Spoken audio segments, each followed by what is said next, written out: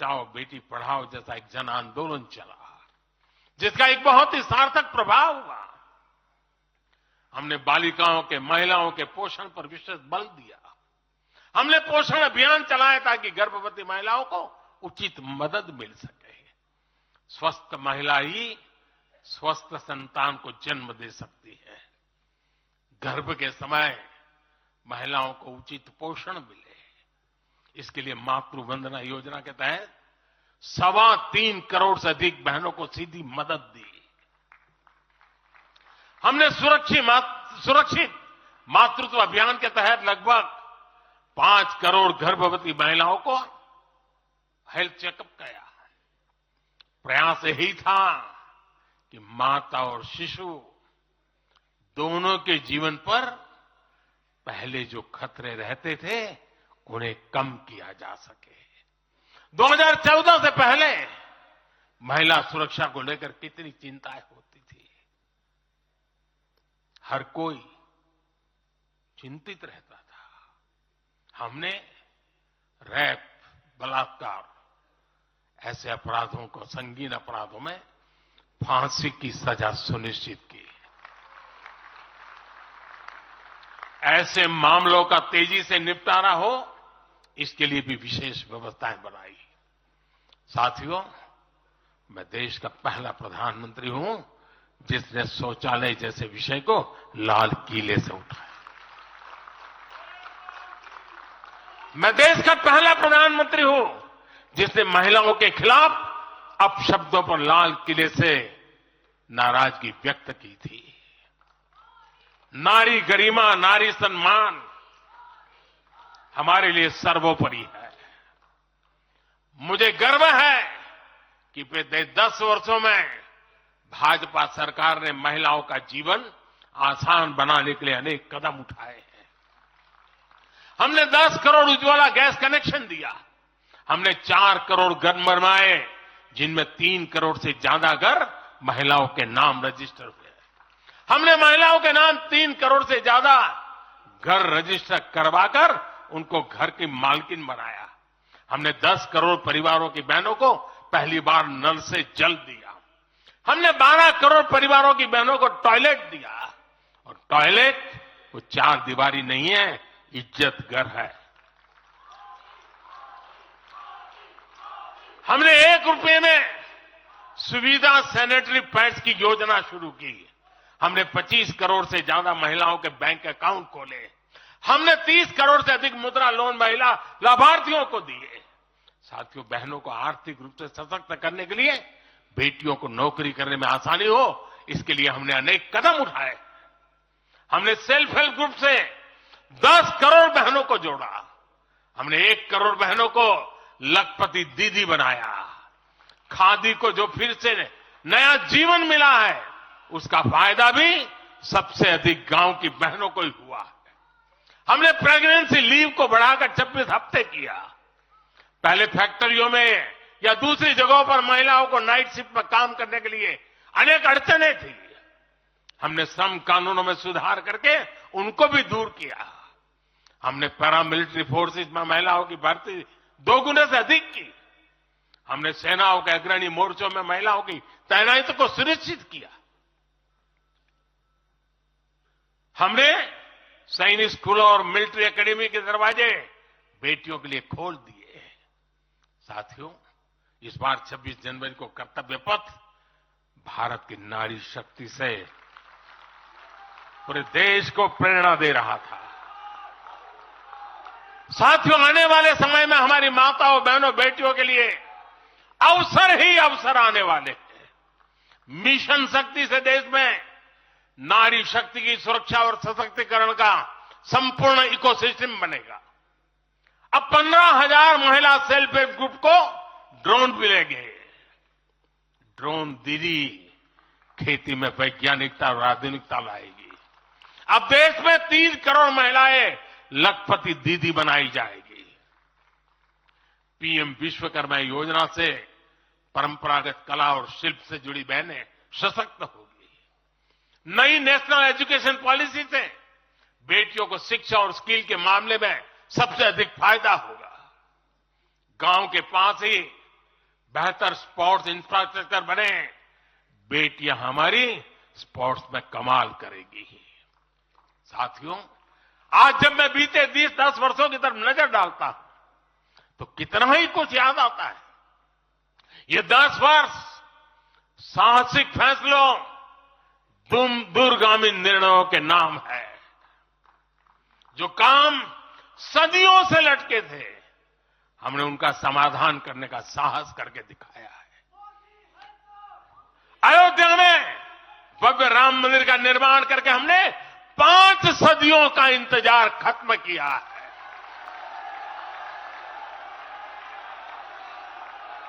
गुजरात के पावागढ़ में 500 साल बाद धर्म ध्वजा फहराई गई है। 7 दशक बाद हमने करतारपुर साहिब राहदारी खोली है। 7 दशक के इंतजार बाद देश को आर्टिकल 370 से मुक्ति मिली है। लगभग 6 दशक बाद राजपथ कर्तव्य पथ के नए स्वरूप में सामने आया है। 4 दशक बाद आखिरकार 1 रैंक 1 पेंशन की मांग पूरी हुई है। 3 दशक बाद आखिरकार देश को नई राष्ट्रीय शिक्षा नीति मिली है। 3 दशक बाद आखिरकार लोकसभा और विधानसभा में महिलाओं को आरक्षण मिला है। 3 तलाक की बुराई के लिए विरुद्ध कड़ा कानून बनाने का साहस भी हमने दिखाया है। दशकों से नए संसद भवन की जरूरत महसूस हो रही थी, उसे हमने ही पूरा किया। यह प्रत्येक भाजपा कार्यकर्ता का सौभाग्य है कि वैसी अनेक सिद्धियों का निमित्त बन सके। साथियों, कोई भी देश हो, वो अपना भविष्य तभी संवार सकता है जब वह अपने इतिहास को सहज कर रखता है। बीते वर्षों में भारत ने अपने इतिहास को सहेजा भी है, संवारा भी है। हमने नेशनल वॉर मेमोरियल का निर्माण किया। हमने राष्ट्रीय पुलिस स्मारक बनाई। हमने अंडमान में नेताजी सुभाष और परमवीर चक्र विजेताओं के नाम पर द्वीपों का नामकरण किया। हमने दांडी में नमक सत्याग्रह का आधुनिक स्मारक का निर्माण किया। हमने बाबा साहब आंबेडकर से जुड़े पंच तीर्थ को विकसित किया। हमने रांची में भगवान बिरसा मुंडा की स्मृति में म्यूजियम बनाया। सरदार पटेल को समर्पित स्टैच्यू ऑफ यूनिटी हमारे कार्यकाल में बनी। 31 अक्टूबर को राष्ट्रीय एकता दिवस हमारी सरकार ने घोषित किया। 15 नवंबर को जनजातीय गौरव दिवस के रूप में घोषित करने का अवसर हमें मिला। 14 अगस्त को विभाजन विभीषिका दिवस के रूप में याद करने का निर्णय हमारी सरकार ने लिया। 26 दिसंबर को हमने साहिबजादों की स्मृति में वीर बाल दिवस घोषित किया। 26 नवंबर को संविधान दिवस घोषित करने का फैसला भी हमारी सरकार ने किया और 21 जून को संयुक्त राष्ट्र ने इंटरनेशनल योगा डे भी हमारी ही सरकार के प्रयासों से घोषित किया। साथियों, विपक्ष के हमारे दल भले ही योजनाओं को पूरा करना न जानते हो, लेकिन झूठे वादे करने में इनका कोई जवाब नहीं रहा है। बावजूद इसके आज एक वायदा करने से ये सारे राजनीतिक दल घबराते हैं। एक भी राजनीतिक दल के मुंह से नहीं सुना होगा आपने। जो वायदा हम कर रहे हैं ना, इसका जिक्र तक करने का उनमें सामर्थ्य नहीं है।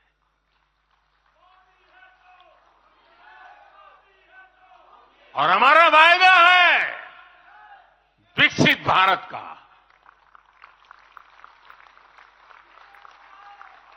इन लोगों ने स्वीकार कर लिया है कि ये लोग भारत को विकसित नहीं बना सकते।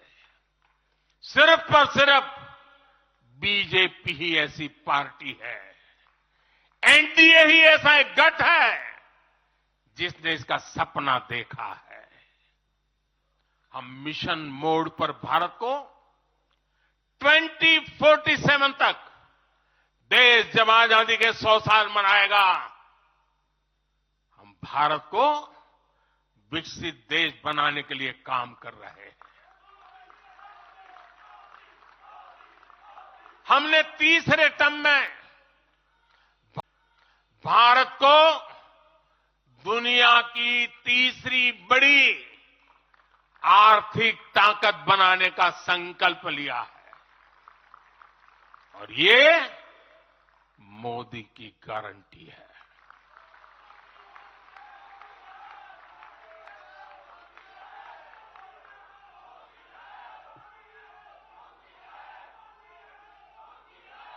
और जब मैं भारत को तीसरी आर्थिक ताकत बनाने की बात करता हूं तो उसका मतलब भी बहुत गहरा है।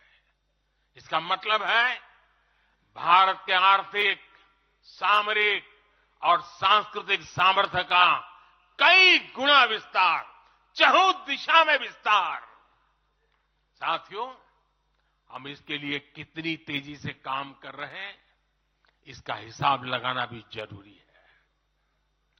भारत को, यह आंकड़ा याद रखिए, भारत को $1 ट्रिलियन की अर्थव्यवस्था बनने में लगभग 60 साल लगे थे। 60 साल। 2014 में जब देश ने हमें अवसर दिया तो 2 ट्रिलियन मार्क भी बहुत बड़ा लग रहा था, लेकिन 10 वर्षों में हमने अपनी अर्थव्यवस्था में $2 ट्रिलियन और जोड़ दिया। एक के लिए 60 साल, 10 साल में 2 और जोड़ दिया। जब भारत दुनिया की 11वें नंबर की अर्थव्यवस्था था और 11 से 10 पर आने में दम उखड़ गया उनका, हम 11 से 5 पर ले आए। अर्थव्यवस्था जब 11 नंबर पर थी तब इंफ्रास्ट्रक्चर का बजट सिर्फ 2 लाख करोड़ रुपए भी नहीं बन पाता था। आज भारत 5वें नंबर की अर्थव्यवस्था है तो भारत का इंफ्रा बजट 11 लाख करोड़ को पार कर चुका है। इसी वजह से आज गरीबों को 1 करोड़ों घर बन रहे हैं। आज गरीबों के घर तक पानी पहुंच रहा है। आज देश में रिकॉर्ड मेडिकल कॉलेज, अस्पताल, यूनिवर्सिटीज बन रहे हैं। गांव तक की सड़कें बन रही हैं। जब भारत दुनिया की टॉप 3 अर्थव्यवस्थाओं में आएगा तो आप कल्पना कर सकते हैं कि विकास कार्यों के लिए हमारे पास कितनी ज्यादा पूंजी होगी।